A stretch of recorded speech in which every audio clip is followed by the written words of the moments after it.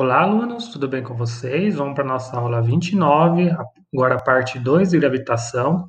Nessa aula, a gente vai ver um pouco da matemática dessas leis fundamentais da gravitação, tá? Bom, e como eu comentei na última aula, principalmente aí com a gravitação universal de Newton, né, ela possibilitou a descoberta de novos planetas, esses planetas que não eram muito possíveis de se observar a olho nu ou até usando uma luneta simples, né, igual a de Galileu. É o caso do planeta Netuno e Plutão. Eles só foram descobertos, né, por conta da mudança de órbita, né, do planeta lá de Urano, né, enfim.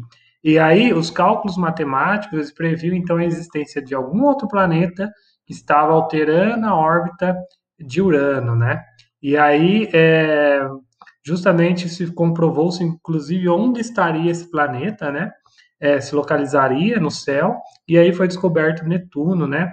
Aqui já em torno de 1846.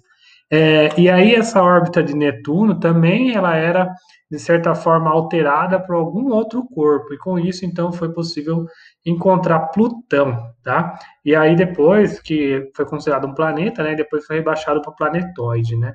Mas é curioso que isso também aconteceu para Mercúrio, né? A órbita dele também não batia muito com as leis de Newton, né, com a lei da gravitação de Newton, e aí se propôs um planeta, que seria o Vulcano, né, mas isso não se confirmou.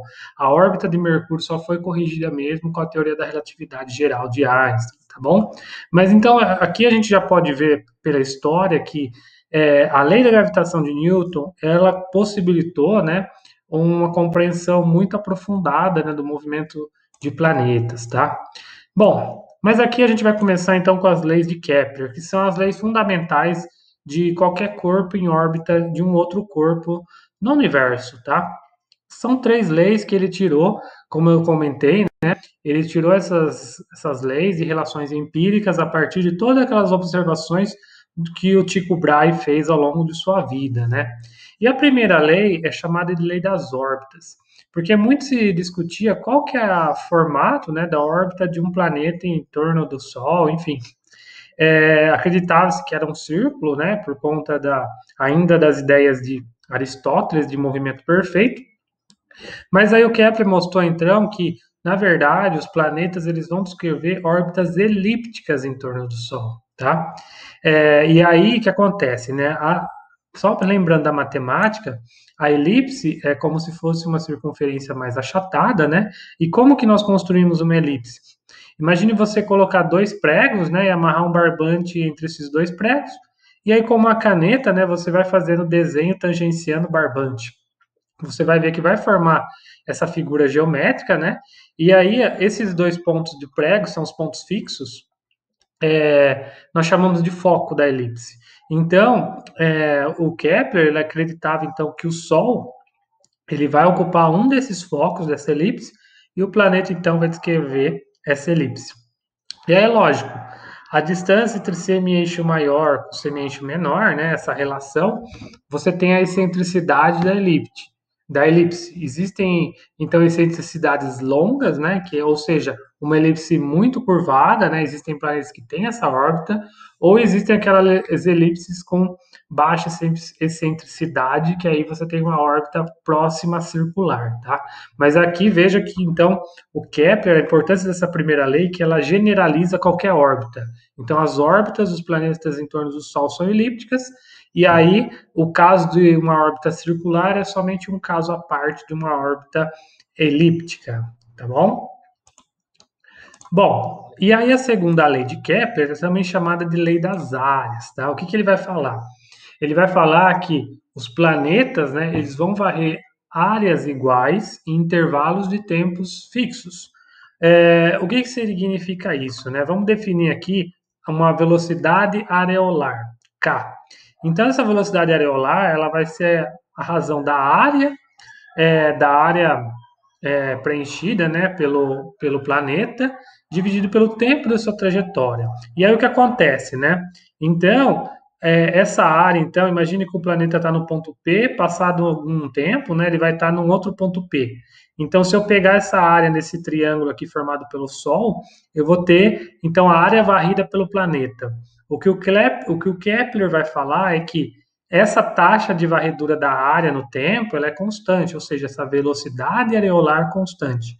Mas aqui muito cuidado, porque na verdade isso é uma consequência da força de interação gravitacional, né?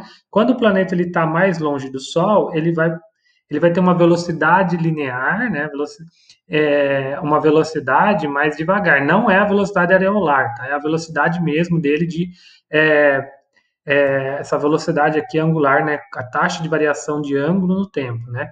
Então isso muda quando ele estiver mais perto do Sol, que aí ele tem uma força de interação maior, né? Então ele vai viajar mais rápido. Mas você vê, isso eu estou falando de velocidades, né? O quanto que ele vai percorrer aqui no tempo. Mas, se nós considerarmos a área, né? Veja, aqui ele percorreu um arco de circunferência, né? Pouco, é bem pequeno. Mas a distância ao Sol é grande. Então, se eu pegar essa área aqui, ó, dessa parte mais longe, eu vou ver que exatamente, se eu considerar o mesmo intervalo de tempo, né? ele, ele vai varrer um arco aqui diferente, né? Mas essa região laranja aqui é a mesma, ou seja, ele vai varrer áreas iguais em intervalos de tempos iguais, ou seja, a velocidade areolar do planeta é constante, apesar de sua velocidade, né, angular ela mudar. Tá? Você vê aqui, ó, que ele vai mais devagar, depois ele vai mais rápido, conforme ele está mais longe ou mais perto do Sol, né? Então, apesar disso, Kepler ele postulou então que a velocidade areolar, né, ele vai varrer áreas iguais em períodos de tempos iguais. E esses pontos mais próximos e mais longes do Sol, eles têm nomes mais importantes, né? O periélio, ele é o ponto mais próximo do Sol, né? Então é esse ponto aqui, né, que está mais próximo. E o afélio é o ponto que ele está mais longe do Sol, tá? Então, novamente, a segunda lei de Kepler, ele vai dizer o seguinte, que em qualquer ponto que eu pegar na trajetória, né, se eu considerar o mesmo intervalo de tempo, o planeta vai varrer áreas iguais, né?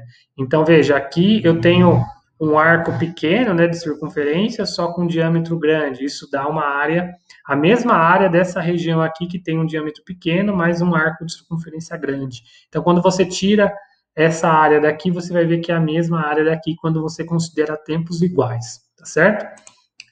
Bom, e aí vem a terceira lei de Kepler, né? Então, a primeira lei, ela definiu um movimento orbital elíptico, né? E a segunda lei, ela definiu, então, essa questão de velocidade areolar constante.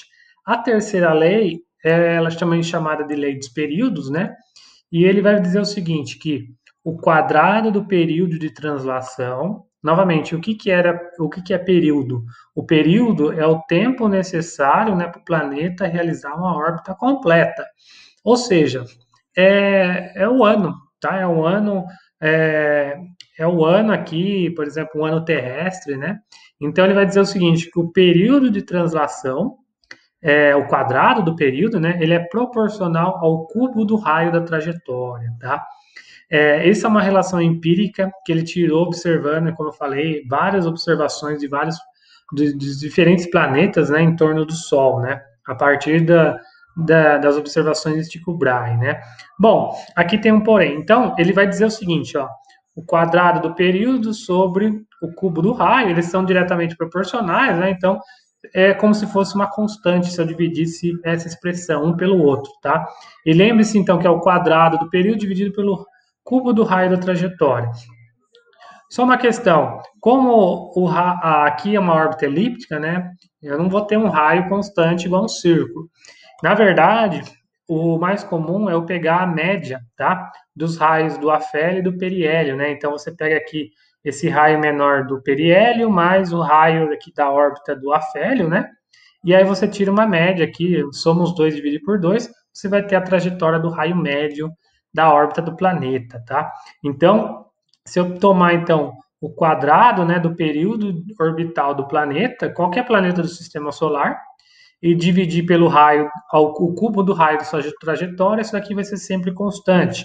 E a gente vê que isso, de fato, isso é verdade, porque nesse gráfico aqui, ó, nós temos nós temos o quadrado do período, né, em função aqui do cubo do raio. Você vê que para os diferentes planetas do sistema solar, né, essa relação se obedece a Mercúrio, Vênus, Júpiter e tudo mais, tá bom? E aí uma peculiaridade é que essas leis elas valem para qualquer objeto, né, em órbita sobre um outro corpo celeste. Então essa é uma lei universal, tá bom? E aqui nós vemos então também outra peculiaridade, é que de certa forma o período, né, ele vai depender da massa do objeto, tá? Então, quanto maior a massa, de certa forma, eu vou ter um período diferente aqui. Isso daqui a gente vai encontrar, na verdade, a gente vai chegar nessa regrinha, né, quando aplicando a lei de gravitação de Newton, tá? Mas veja que o Kepler, então, ele vem antes de Newton, né? E as relações dele são relações empíricas. E aí, com Newton, naturalmente, você chega nas órbitas elípticas, na relação da velocidade areolar e tudo mais, tá bom? Bom, então, as três leis de Kepler são muito importantes, que elas vão reger, então, quais são que tipo de leis, né, que regem, então, o movimento orbital de um corpo celeste em torno do outro, tá? Então, isso não é exclusivo do sistema solar. Qualquer tipo de corpo que esteja em órbita com outro corpo celeste vai obedecer isso daí. Satélites e tudo mais, galáxias, né? Bom, e aí vem então a lei universal da gravitação de Newton, né? Que ela vai definir então como que ocorre essa interação entre os corpos massivos, tá?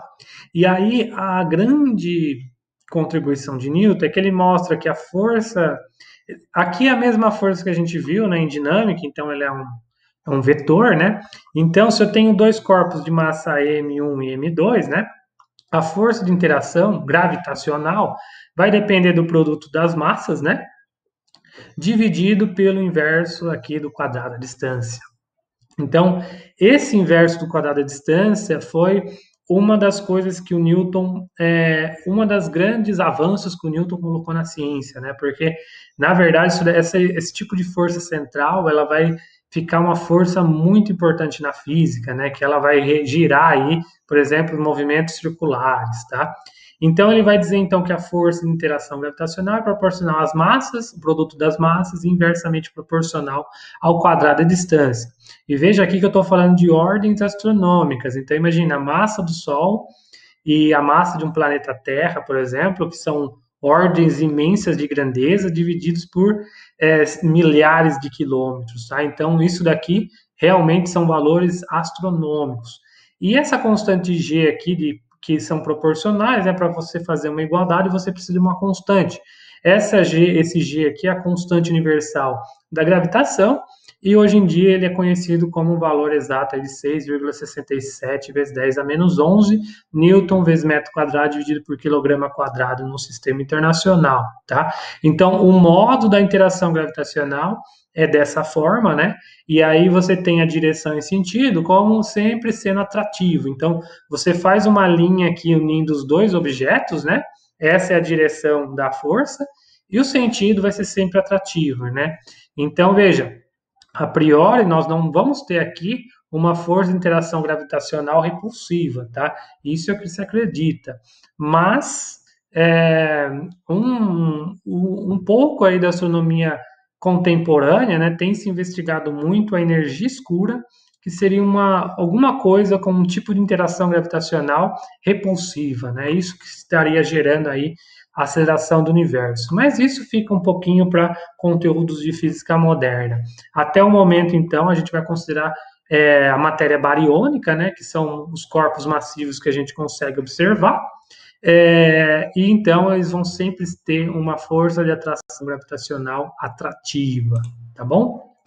E aí aqui nós podemos então tirar uma importante coisa que a gente viu, que é a aceleração da gravidade, né?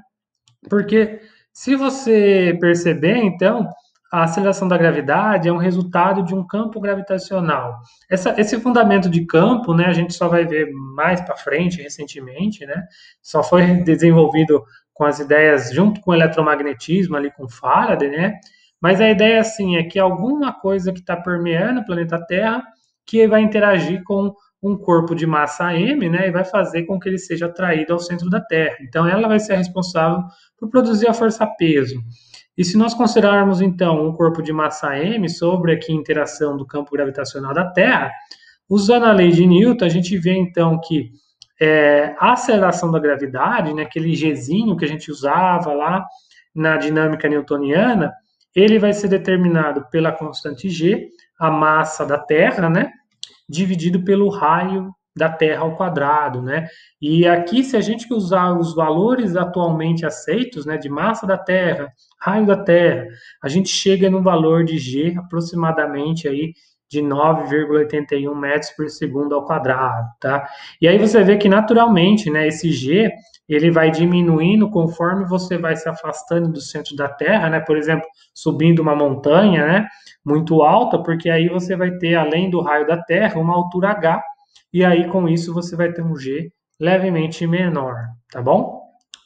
Então veja, a partir dessa relação a gente consegue estimar todos os valores de G dos planetas do sistema solar, por exemplo. Então, porque vai depender do raio e da massa.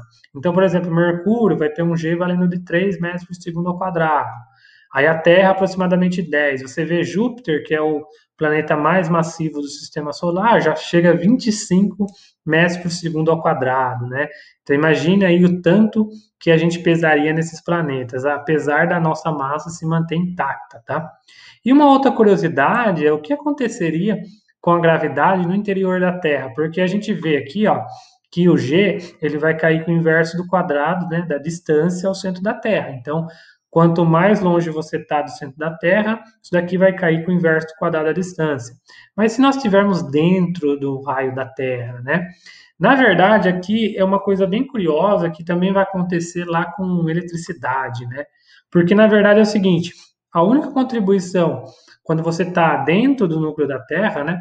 A única contribuição da força gravitacional ela vai ocorrer do raio abaixo do ponto onde você está. Então imagina essa situação, né?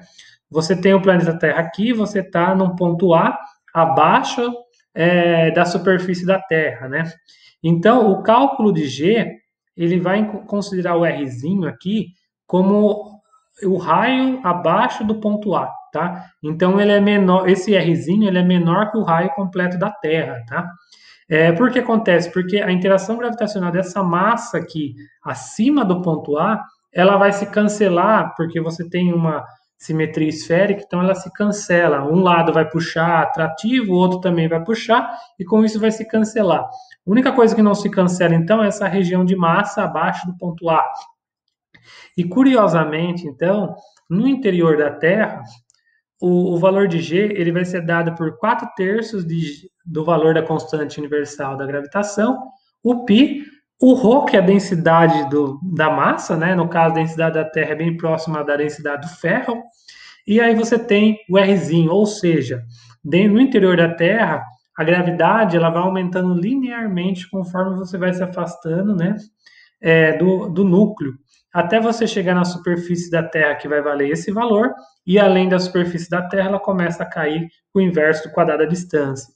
Então, o gráfico de G em função do raio da trajetória, né, do raio do Rzinho, seria uma coisa assim, um começo crescendo linear e depois caindo com o inverso do quadrado da distância, né? E veja que isso daqui vai acontecer também, a eletricidade é uma coisa bem peculiar, né? Uma hora ele vai crescer linearmente, depois vai cair com o inverso do quadrado da distância, né? Bom, e aí aqui, gente, eu separei alguns exemplos, né, só para aplicações do que a gente viu hoje. Então, veja, o planeta Mercúrio, né, ele tem um período que é um quarto do ano terrestre. Então, imagina, o ano terrestre, ele vale 4 vezes menos, né, ali no planeta Mercúrio, né. Esse é o período orbital do planeta Mercúrio. O raio médio da órbita de Plutão, ele é 100 vezes, né, maior que o raio médio da órbita de Mercúrio. Então, veja a proporção. O raio médio de Plutão, da órbita dele, é 100 vezes maior do que o raio de Mercúrio. Eu quero saber, a partir dessas informações, né, qual que é o valor aproximado do período de Plutão em torno do Sol? Qual seria o ano de Plutão, né, em termos de anos terrestres, né? Qual que é a ideia aqui? Colocando isso em números, ó, o período de Mercúrio, então, ele é um quarto, né, 0,25 anos terrestres.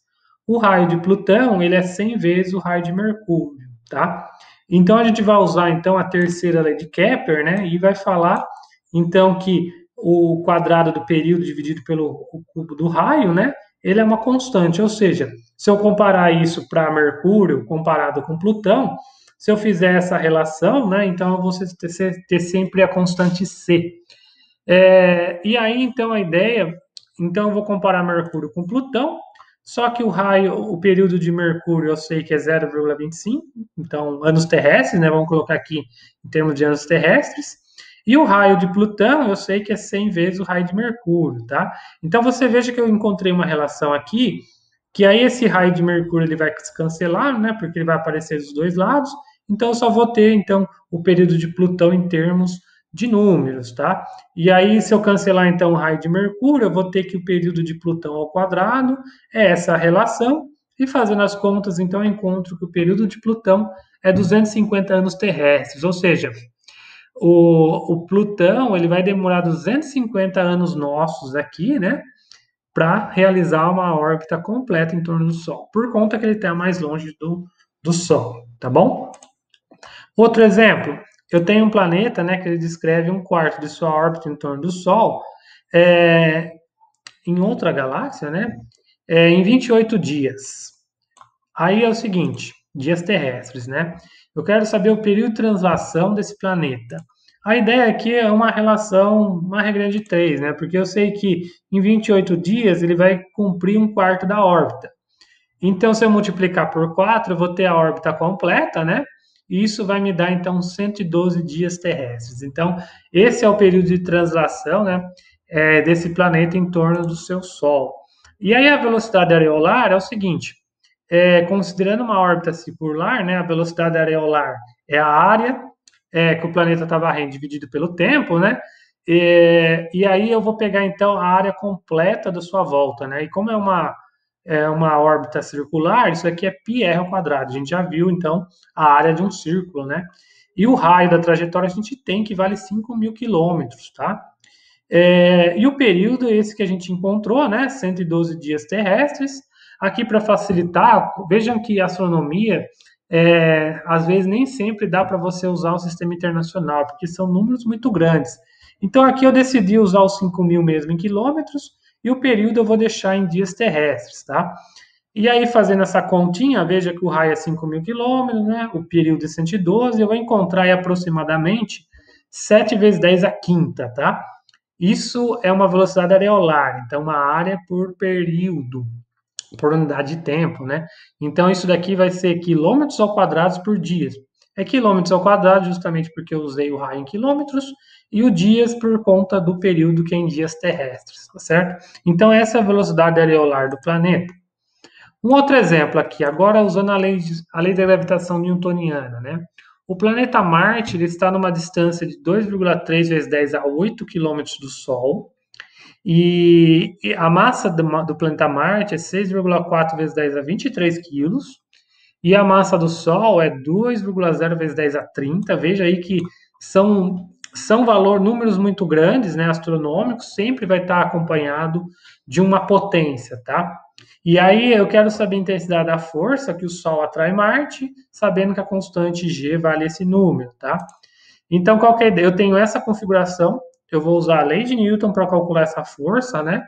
E aí eu vou ter uma relação dessa forma. Então, vamos entender com calma aqui como proceder com essa equação. Então, aqui eu tenho a equação, a lei da gravitação de Newton, e aqui eu substituo os valores. O valor de G, então, vai ficar 6,67 10 a menos 11. Aqui eu tenho a massa do planeta Marte, a massa do planeta do Sol, né? Dividido pela distância ao quadrado. E aí note, ó, que eu agora preciso usar o sistema internacional porque a resposta tem que estar em newtons. A massa é em quilograma, então já está na unidade correta, só que aqui em metro eu preciso, né? Eu sei que 1 quilômetro vale 10 a terceira, então, lembra que eu tenho 10 a oitava vezes 10 a terceira, eu vou somar os expoentes, isso vai me dar, então, 10 a 11. Então, a distância que eu vou colocar aqui é da ordem de 10 a 11, tá? E aí, isso daí vai ao quadrado, né? E aí, qual que é a ideia aqui? Para fazer essa conta, né? A minha sugestão, separe os números, e separe as potências. Então, veja, está tudo multiplicado aqui em cima e aqui embaixo está dividindo, né? Então, eu separei aqui multiplicando todos os números, ó. 6,67, o 6,4, o 2, e dividido por 2,3 aqui que está ao quadrado, né?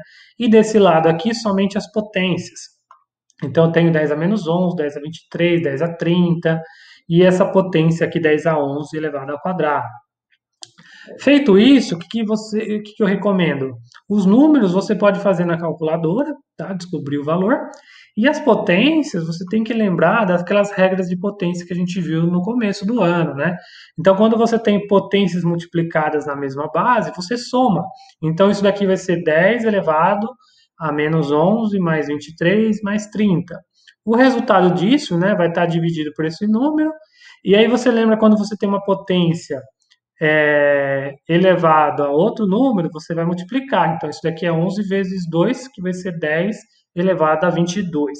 E aí, quando você tem uma potência dividida por uma outra potência, você vai subtrair, tá? Então, você vai pegar o resultado 10 elevado a alguma coisa daqui e subtrair desse 10 a 22, tá? Fazendo as contas, você vai encontrar que aproximadamente aí 1,6 vezes 10 a 21 newtons. É uma força muito grande, né? E você vê que ela só tem, então, uma intensidade alta quando você está lidando com é, sistemas astronômicos, tá? Porque se a gente pegar a interação gravitacional entre um ovo e um papel, né, isso aí é relevante, mas quando você está tratando de sistemas muito massivos, você tem forças a considerar, tá certo? Aqui temos um outro exemplo, né? Eu tenho a massa da Terra, que é aproximadamente 81 vezes a massa da Lua, e o raio da Terra é 3,7 vezes o raio da Lua. Eu quero saber a partir disso, né, a aceleração da gravidade da Lua, tá, em relação à Terra, e quanto pesará um objeto de 60 newtons na Terra, quanto vai pesar na Lua, tá? Então, colocando em números, a massa da Terra é 81 vezes a massa da Lua, o raio da Terra é 3,7 vezes maior que o raio da Lua. E se eu usar aqui, então, aquela relação de G, tá? Só que agora expressando para a Lua, né?